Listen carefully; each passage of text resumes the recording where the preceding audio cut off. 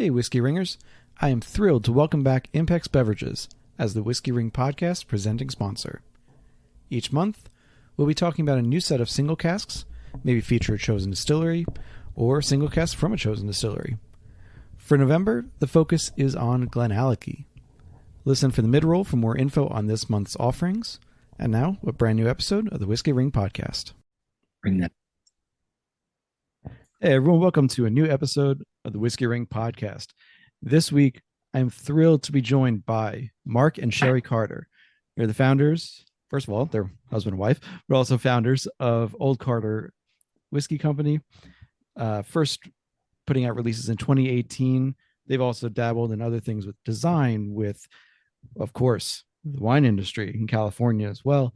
And we're going to get in with them and ask a few questions. Hopefully they haven't been asked before. So Mark and Sherri, welcome.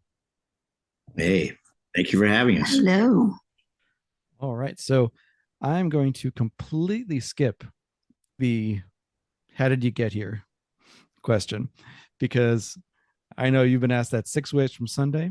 I think got a pretty good idea.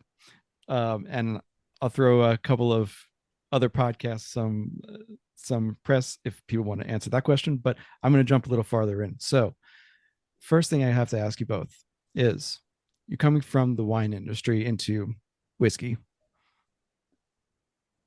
What? Yes. What did you bring with you from the wine industry in terms of, and that can be anything from process to tasting to blending, anything. Jay, you want to go first? Yeah. I mean, hello. First of all, thank you for having us on. Absolutely. It's nice to be with you. I think the biggest deal with wine to whiskey is always flavor. That's right. Yeah. It's and true. we chase flavors for a long time. Absolutely. And when you are looking for flavors in wine, you will be sure to find them in whiskey. Fair. I mean, the reason I ask is kind of twofold. First one being, there are many ways to this industry, many ways into whiskey, but I do find that people usually make a stopover either in the beer section or the wine section. Well, we always say beers for quitters. Oh, jeez. Ouch. I mean, no, that's a joke.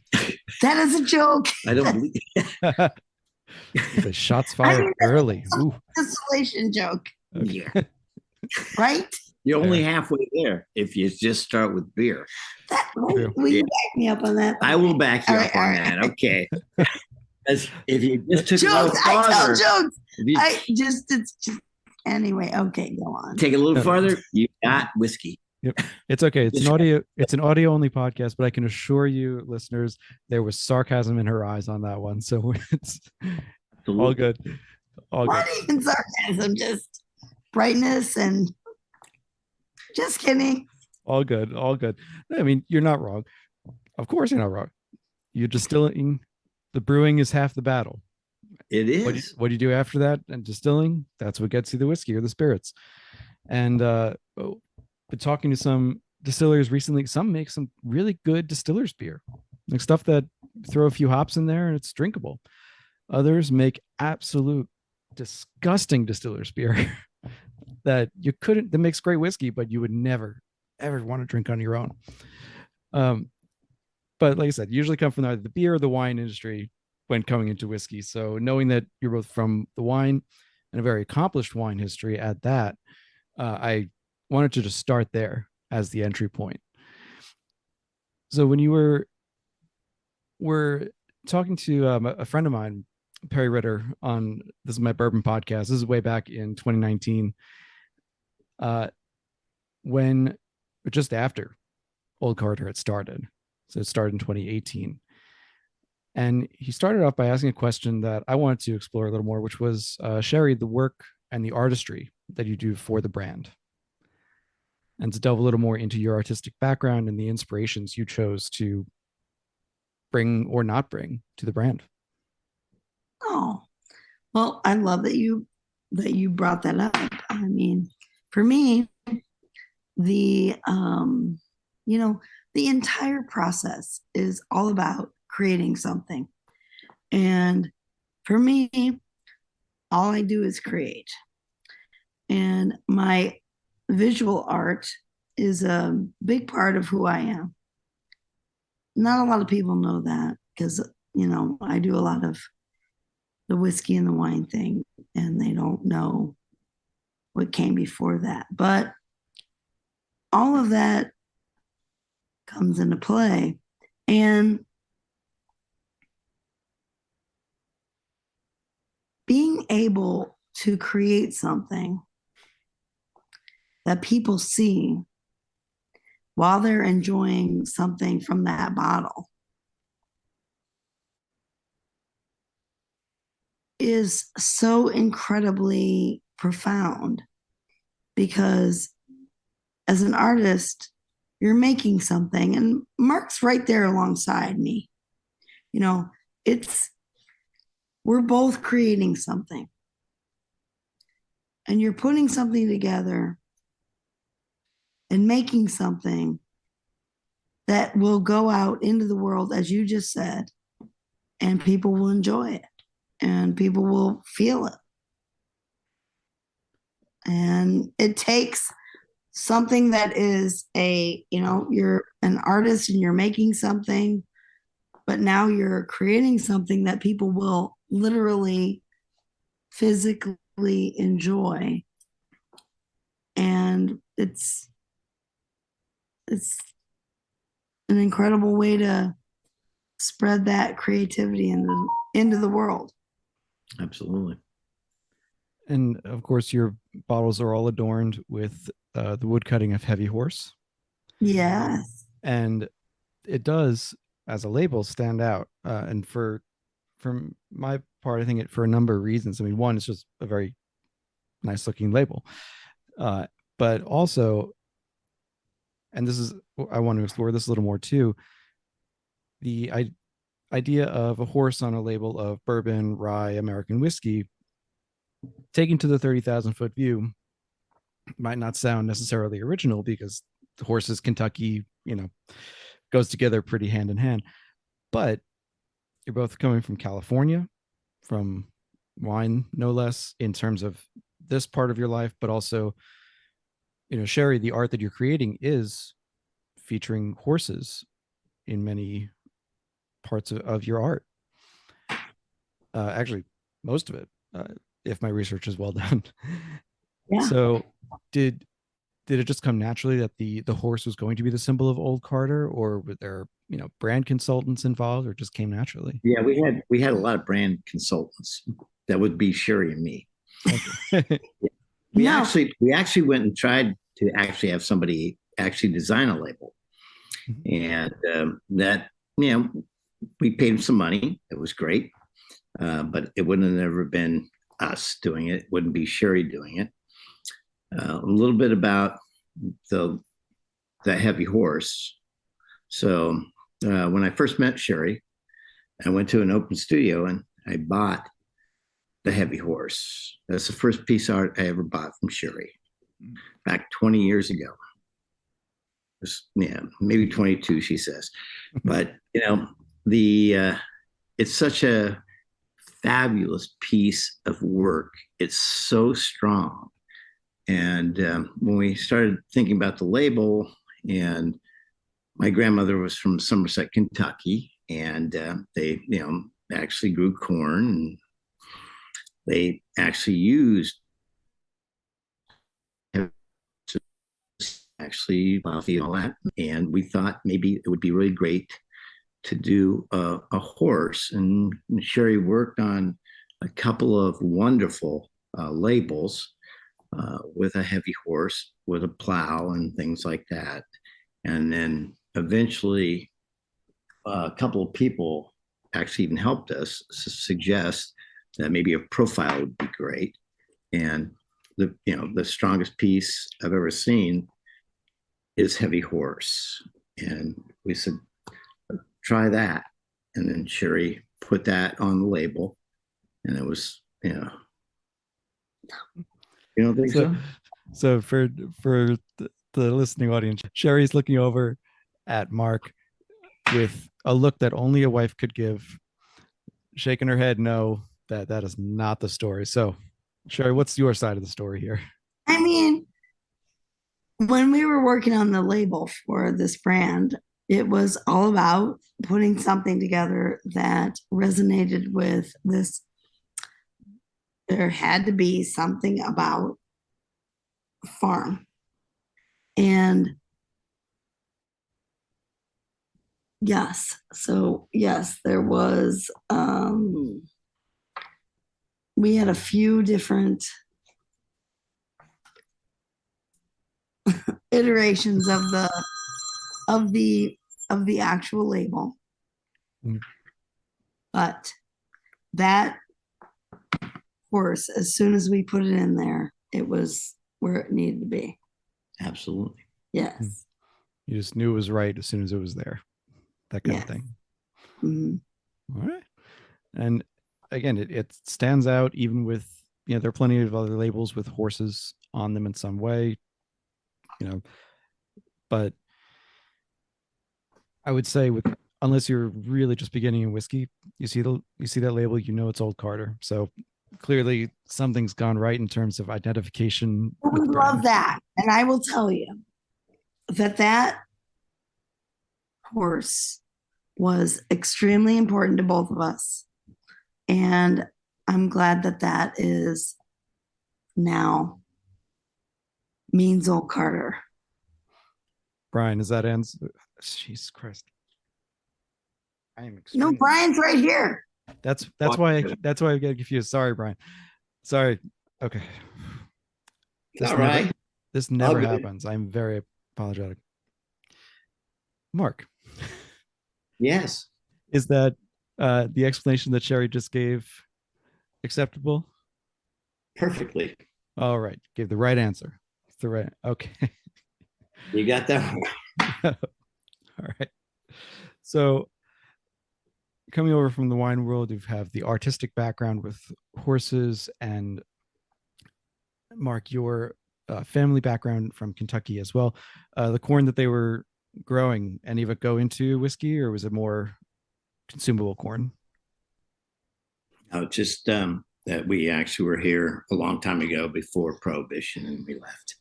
We went to California, and I was born in California and came back because I love what's Sherri introduced me to bourbon a long time ago, and in Manhattan, it was really good. And I said, "Hey, this is very flavorful too. I like wine, but this is good too, and I think we should do something here someday." To myself. I heard that Sherri said. I heard the story of Sherri introducing you to a Maker's Mark Manhattan. Yeah. This is on the Bourbon Road. This was also 2019. So I'm curious because at that time, what he said was that started with the Maker's Mark Manhattans. Mark, you got more into drinking whiskey straight. I did like full proof. I did like full proof. Right. As soon as I tasted some Bookers, I said, "Hey, why am I drinking a 80 proof thing when I can get 120 for the same money?" I said, "I like value. I like value," and that was a value, and it was way more flavorful because it didn't ever have water in it.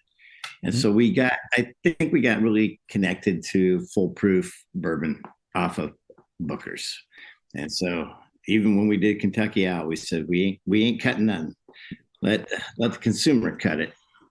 Put a cube in it, do whatever you want after, but you got to taste it first before you do anything. Agreed. That's how there's two rules on my website. It's drink what you want and drink it how you like it. So exactly. I think Mr. Turkey said it best, but I'm drinking this little dinky bottle. It's like this 86. It says it's barrel 86. This is a single barrel, and it's like just a little sampler. I get to taste once in a while. I have so many samples right now just on the table, and they're staring at me like Beanie Babies in 2010. They're just like, what Yeah. we're gonna do something with. So I have to ask though, you got into the Maker's Mark Manhattans, the Bookers, and drinking, higher proof spirits. Have you found the good Sazerac recipe that you like yet? Hell yeah. That's fun. So when I was chasing Sherri, the very early days, I said, hey, she wanted to see a Sazerac. So I made sure I got all the ingredients and made her a Sazerac. What do you think? Was it okay? It was really good. What did you make it with? Do you remember? Well, we made it with rye. In those days. Which rye? Well, it was old Holt at that point. It was. It truly was. Because it was 20 years ago and there wasn't a lot of great ryes out there. Very true. Very true. Very true. Although I hear wasn't even bonded yet. Oh, true. Yeah. Yeah. Although I hear, Sherri, you now prefer the Boulevardiers when it comes to rye. I love Boulevardiers. All right. Right now I'm on kind of a more Booker's kick with if I'm going to do a cocktail, I must admit. Yeah. So, people after my own heart on that one. But I have not really substituted the rye in a Boulevardier. I keep thinking it's going to not be, I don't know, something's going to be off, but it makes so much sense. So, throw it in there tonight and see what happens. I am unfortunately out of Old Carter rye, or I would throw that in. Full disclosure. No, don't. Not fair. Fair. All right. So jumping, I know this sounds like I'm jumping around, but there is a purpose, a method to the madness. So moving into bourbon and rye and American whiskey, to me, at least from the outside as a consumer, there are two trends that Old Carter caught on sooner than anyone else did, or certainly in the early stages. And one of them is, especially regarding the American whiskey, is the use of light whiskey in today's whiskey marketplace. Now you've got brands that came after, Obtainium, Elixir, Cat's Eye, whatever, that used it, but I would struggle to find ones that used it as well and letting those flavors shine. So, what induced you to try that style of whiskey instead, or in addition to bourbon and rye, I should say? Can I start a little bit? We are so fortunate to actually started so long ago with a product that was 15 years old, and it has so much flavor.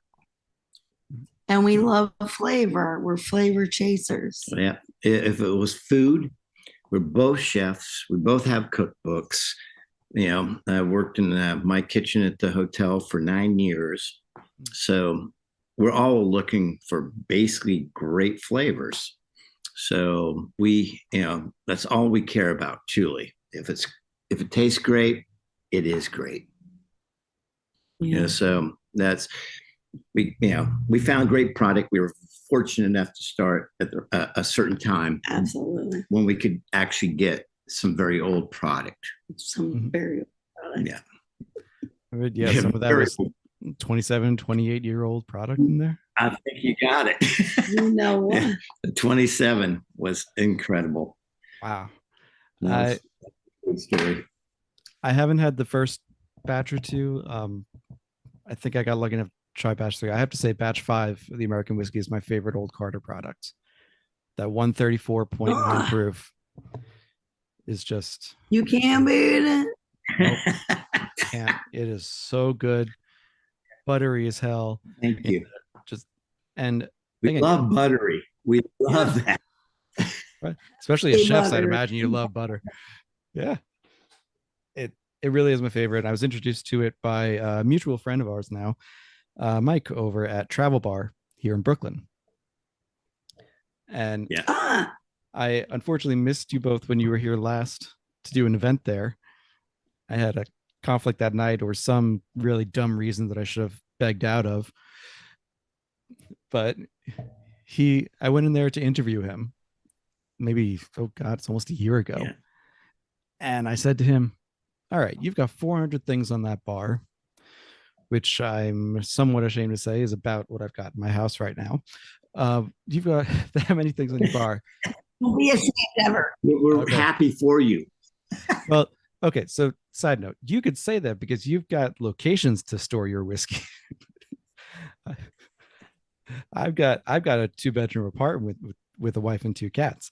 So, um, but I said to Mike, this is what these are the things I like. I certainly like high proof stuff, nothing too woody.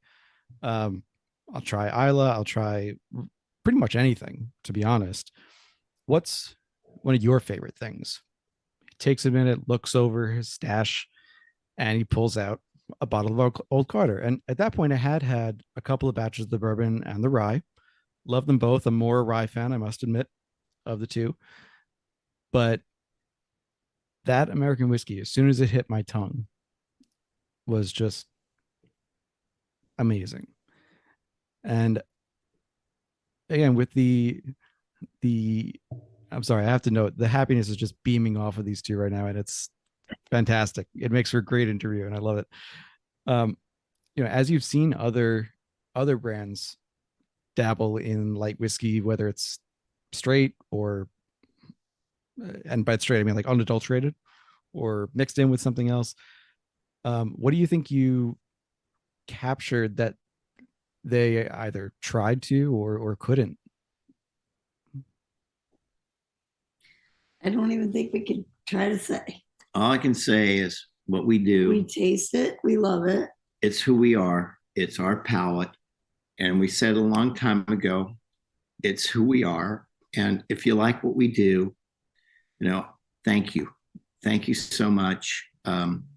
It's, we don't have to worry about anybody duplicating we don't even think about it. Yeah. I mean, when we blend, we just make what we love. Yeah. It's the two of us. And so we make what we love. We've always done that. And we hope we love that you love it. And we hope that people out there love it. I mean, that's the end of it. Absolutely. So with that, I mean, with the selection process, I had another couple / whiskey entrepreneurs on the podcast a few episodes ago, Nora and Adam from Lost Lantern. And they described to me that they're, when they're choosing a barrel, they never choose in the distillery because everything smells and tastes better in a distillery.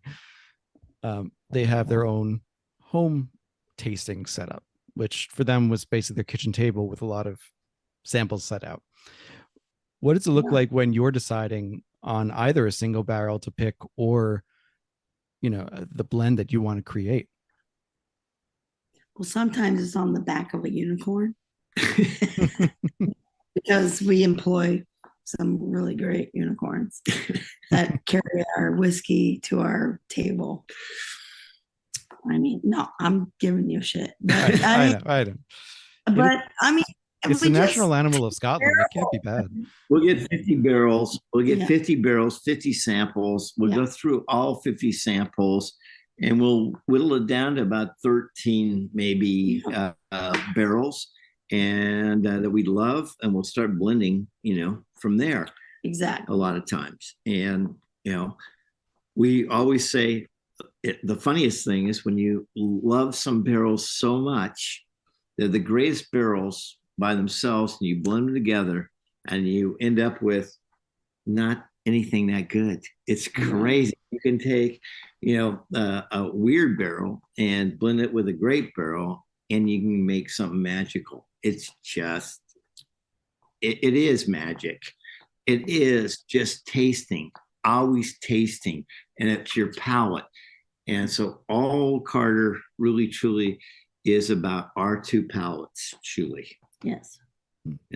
And so it just tastes. It's just craziness. Yeah. You never know what's going to pop up.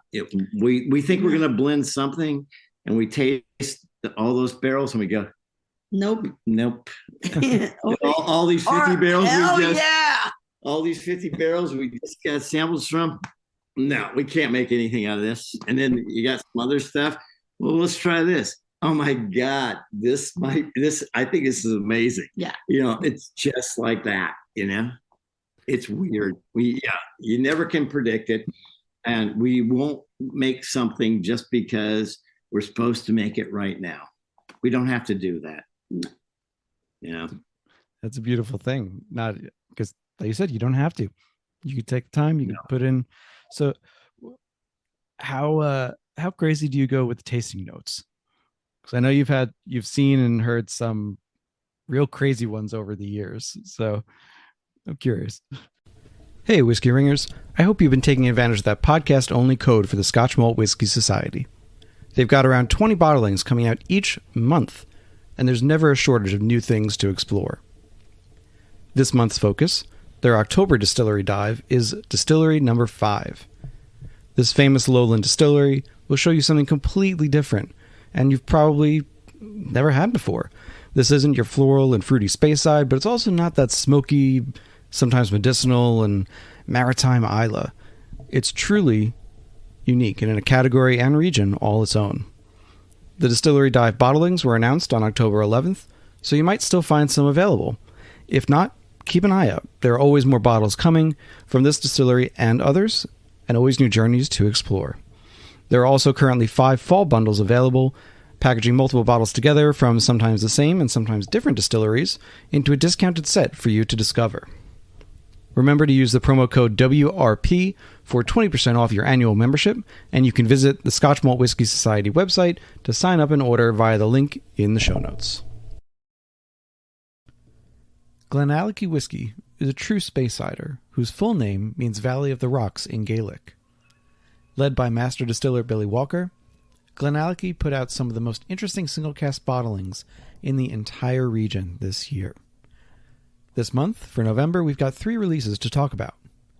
First up is the Glenallachie 2010 Cask 4635.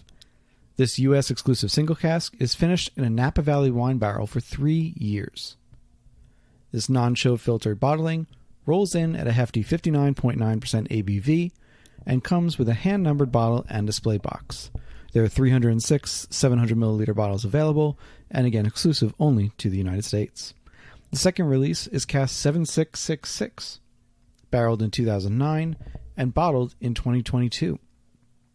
This 12-year single cask was finished in a Madeira barrique for just about 3 years and carries a 59.2% ABV. This also comes with a hand-numbered gift box and bottle, and there are just 298 bottles available. The third bottle, and perhaps the most interesting one for me, is Cask 3713. This 13-year single cask is finished in a Sauterne barrel for 3 years and bottled at 58.2% ABV.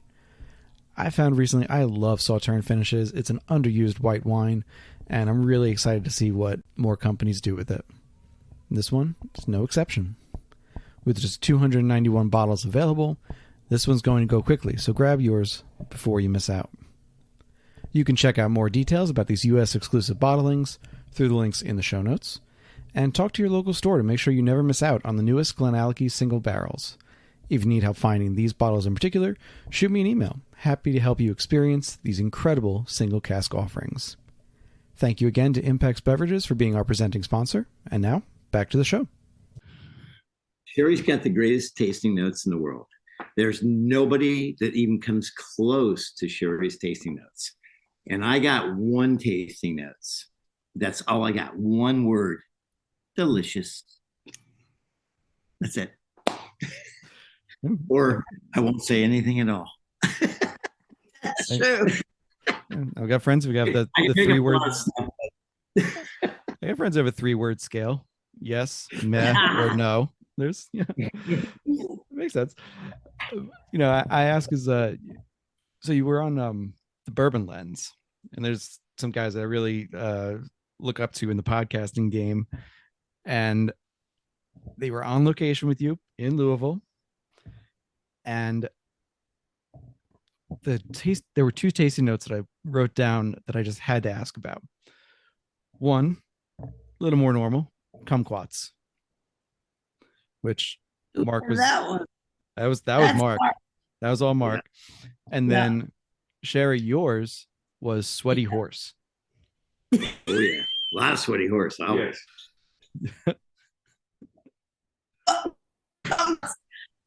The best whiskey tastes like kumquats and Sweaty Horse. If you got those two things, you might have a winner. Oh. I've heard it said you can't blend out mustiness. I have heard nothing about blending out Sweaty Horse, so maybe it could work. I mean, it sounds like salty pony. Salty pony's good. I asked that really for two reasons. First, because they're crazy tasting notes, and they are crazy tasting. Like, and I know we did both of those for sure.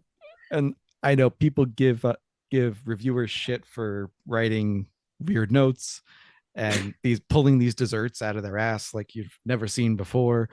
Yeah. You know, my grandmother's chess pie from 1942. Yeah. You know, well, now I can get behind that. Yeah, the wedding dress after the day after is like the best tasting note. Right, that little it's fantastic. So I had to ask for that. Of course, I also wanted to ask is your former partner Dixon Dedman. I was lucky enough to do a tasting with him. His last tasting, as it turned out.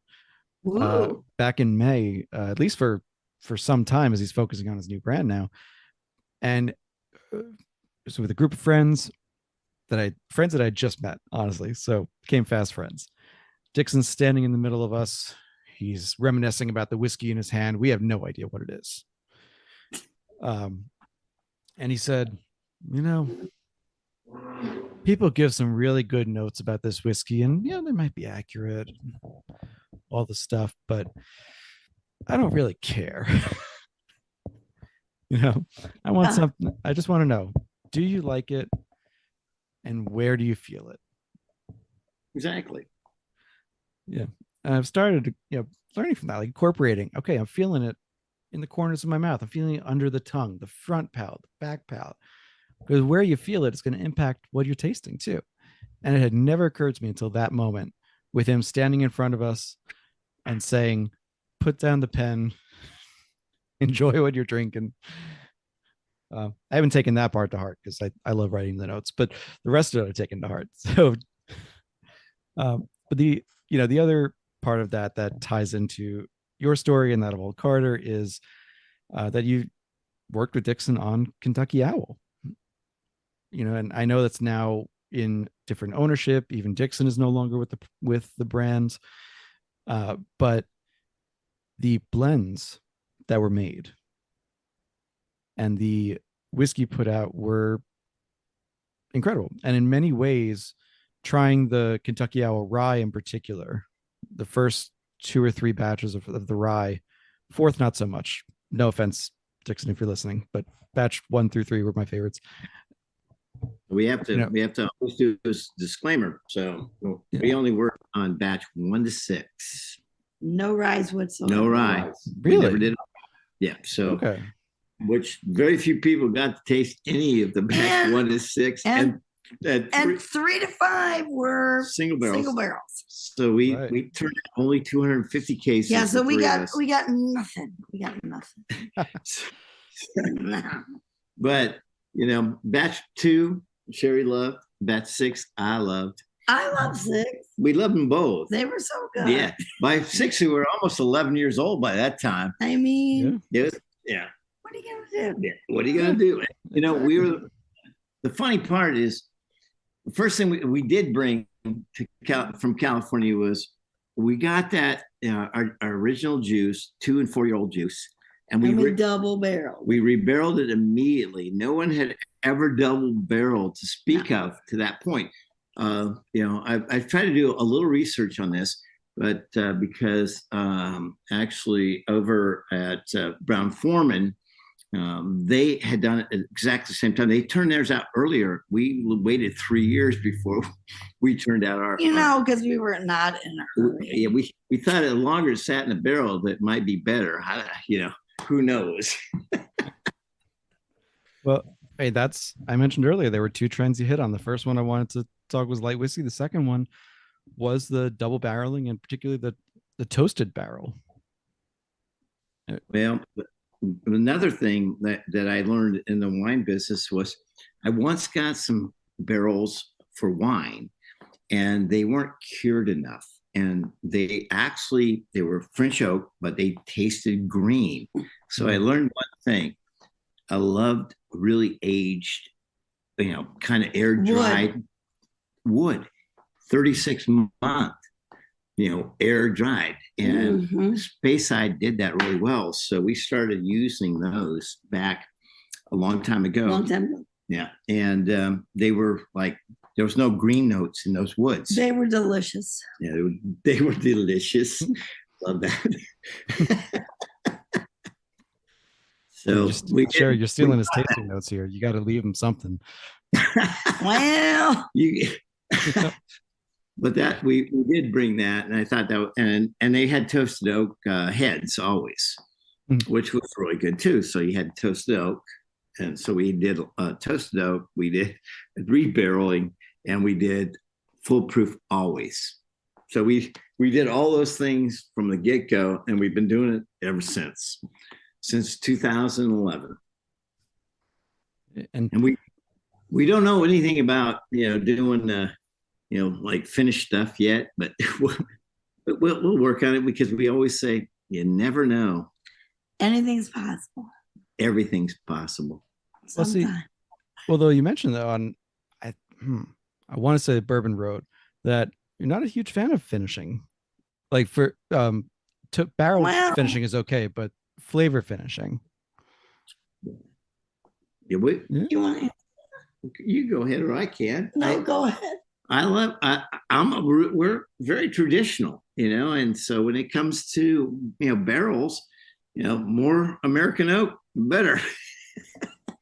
I might, some people do that triple oak, but that might be too much oak. Yeah, that's probably too much. It does. What do you like? Do you like finished whiskey? If it's done right, I'll say. Exactly. Yeah. So I think there's a lot of opportunity to figure that out. Oh. Yeah. If it tastes good at the end of the day. Do you agree with that? If it tastes good at the end of the day, then it's worth doing. It's probably good. Yeah. Mm-hmm. Nope. So Mark's pouring little bottles into his glass. I don't know what's happening. This is barrel 86, and I got a couple more of these little like 1 ounces. Look, like I said, I've got a few of these just lying around on the desk here. Good old painter's tape over the labels. So, but yeah, oh no, sorry, that was on Bourbon Road. So there clearly a trend of finishing whiskeys, especially American whiskeys nowadays. Scotch, they've been finishing for decades in sherry and wine casks, but with American finishing, especially American whiskeys, bourbons, ryes, I'm keeping in mind that we seem to have the same answer of when it's done right, it's good. What would you consider some that are done right or done well? I have no opinion either. We usually taste really good stuff, and when it's good, it's good, and we'll say it. But usually, we're pretty much still just traditional, neat drinkers. When it comes to and we're still trying to figure it out too. We have experimental stuff, and nobody's seen it yet. So, exactly. Hey, little teaser right there. Yeah. We'll let you know. To be considered. Yeah. So I got to rework a question now because again, I didn't know that you'd only worked on you hadn't worked on the ryes with Kentucky Owl, but it's weird because in tasting the Kentucky Owl, the early ryes, and tasting some of the old Carter ryes too, the blend, not the single barrels, but the blends. for me, there's a definite kind of connection there. Yeah, both, as you said earlier, both foolproof, no watering down. Yeah. A lot of flavor, huge mouth feel. I know no chill filtering or anything like that. Just screen filtering for the little particles. So even though you didn't necessarily work on it, I still see a through line between how you think, how Dixon thinks, and how these full throated blends really come to be. I want to say one thing was really crazy. So when we got done with Kentucky Owl and that we had really no non-compete and we could go do something, we said, well, we've been making bourbon. Let's do rye, and nobody will have a problem with that. And we had no idea they were doing rye. I didn't know Dixon was coming out with rye. We didn't even talk. No. And so we both come out with rye immediately. It was bizarre, but we are very similar. Dixon's born on the same day as me, just a couple of years apart. It could be my son. 5%. So, yeah. And so we do, the three of us probably think, very similar in a lot of ways. It's all about flavor. When it comes to flavor, absolutely. That was the whole deal. I would say that easily. Yes. Not even a problem. In terms of Dixon being able to be your son, if you meet him in person, he does have that air of like, he looks young, but you can also feel like maybe there's a portrait somewhere getting older. There's just so much wisdom and knowledge and age behind that veneer, that he comes off, I think, much older than he is, especially when it comes to whiskey. Oh, he is an old soul, and he is an innkeeper. And he's an innkeeper. He's an innkeeper. Yeah. Okay. He was an innkeeper. I guess he sold the inn, which reason I met Dixon was because his mom and dad, and I'm an innkeeper. They were an innkeeper. I have an inn up in Eureka, California. I don't even know if you knew that, but I've had it for almost 40 years. I am looking forward. It's on my itinerary if I am able to get out there, because I've got a few friends now to visit over there. So Humboldt County, you can come up if you like the green stuff, weed. Yeah, Humboldt County is a great place for weed. I don't know anything about weed, but I got friends that know about weed. Well, we're in New York now. I can get some of that finally. But oh man, where do I want to go with that? Let's see. This was a good question. I wanted to ask about jumping back to the wine connection too. This came across in several interviews. So with Perry on Timbip, with either Scott or Jake at Bourbon Lens. The legs of a wine and a whiskey. I was dying to ask you both about that, because it's something I put in every review, what the eye looks like, the color, the legs, the rims. And your whiskeys, I'll admit here, I have not had any of your wines yet. But the whiskeys have fantastic legs on them. They look like there's a lot of flavor. So, to your knowledge, what actually causes the leg? Like if I'm looking at something that's got great legs in the glass, what am I looking at? You go first. Oh, I will go first. Well, to me, there's only one reason that happens. When I don't know, do you swirl? Do you stop? Do you pop? Do you lock? I don't know what you do to get your legs going. But when you see a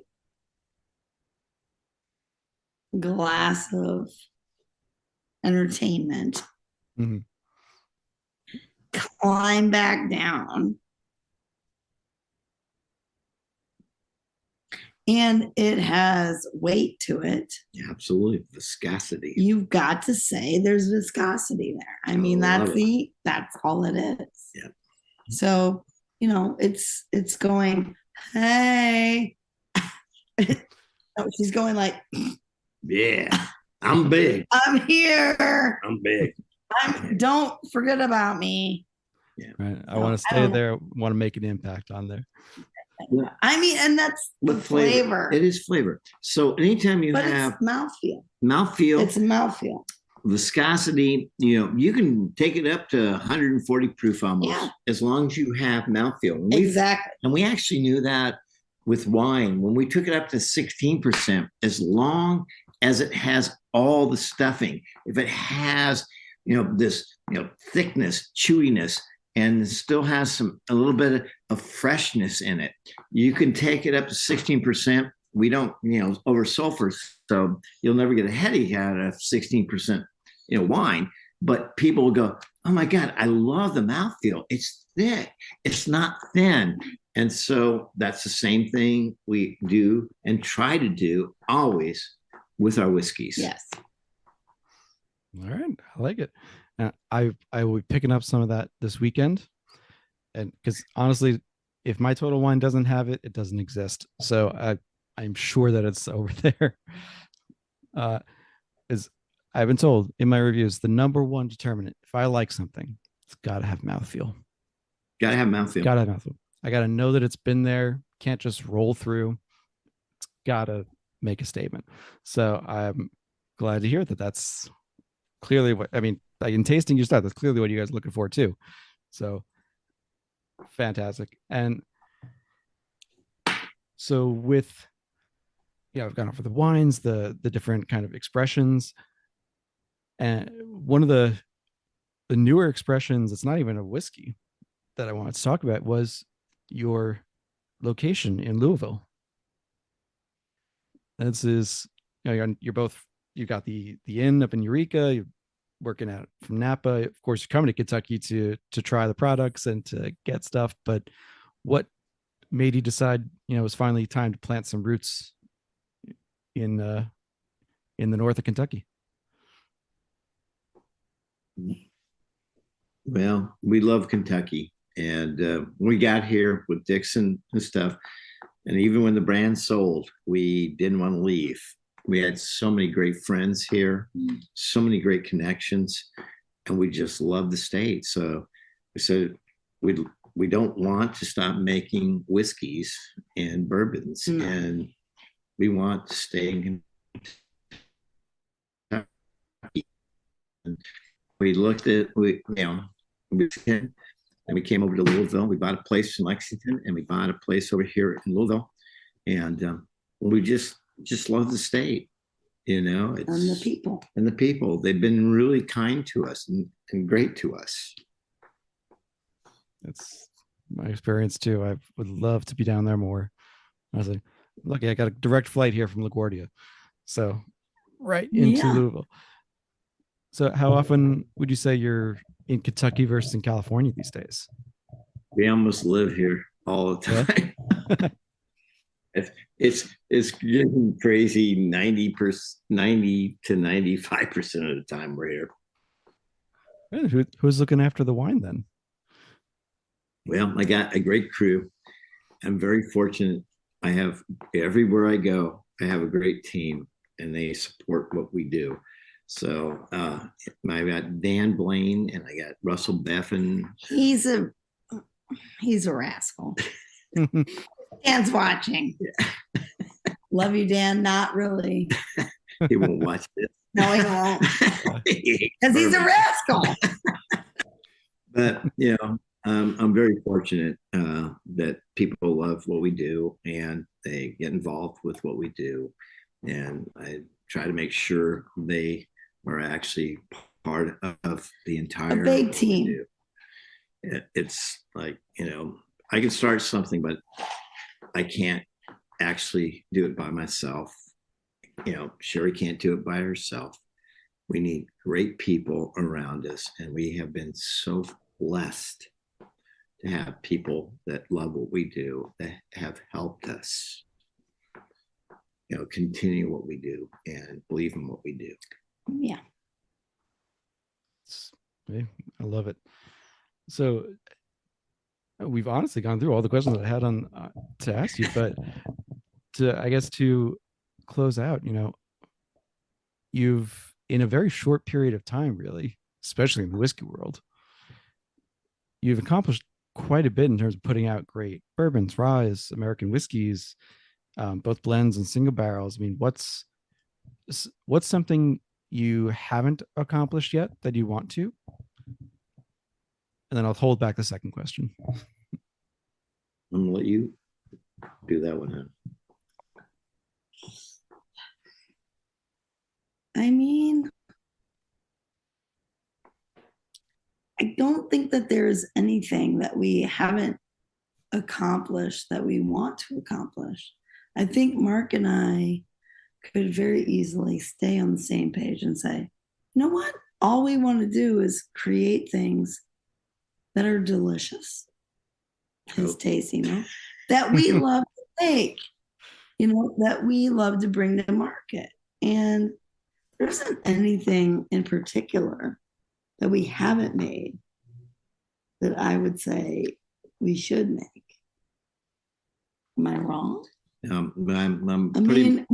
I love doing what we do and continuing doing. Yeah. And trying to make great product. Yeah. Every day. Yes. Yeah.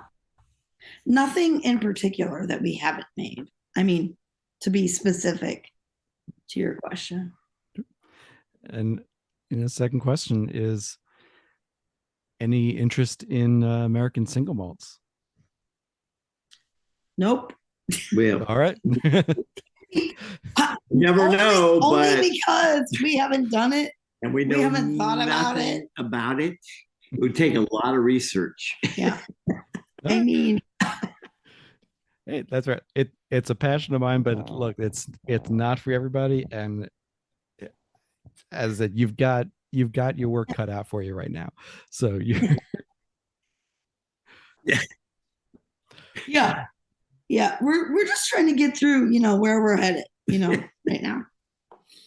Totally understood. Well, I love talking to you both, Mark, Sherri. Thank you so much for coming on tonight, spending some time with me, entering the whiskey ring. You came out unscathed. I hope. And I will, anytime you're back in New York, or if I'm back in Louisville, would love to meet up with you, share a dram sometime. And of course, over a bottle of Old Carter. We'd love that. So thank you both so much for coming on. If you're listening, thank you. If you're listening, thanks for listening. Please go and support the show. Ratings, reviews, listens. Tell your friends. Tell your barber. Tell your doctor. Maybe not your doctor because you're probably drinking a lot on this. But tell other people about it. Support on Patreon. And thanks so much. And I'll see you next week.